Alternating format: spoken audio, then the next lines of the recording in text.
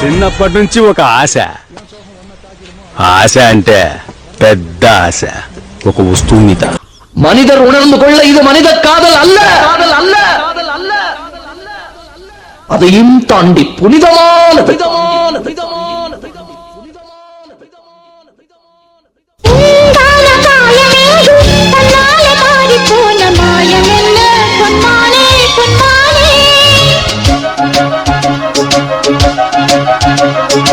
என்ன காயமான போதும் என் மேலே தாங்கிக் கொள்ளும் உங்கள் மேலே தாங்காது சென்றேனே எந்தன்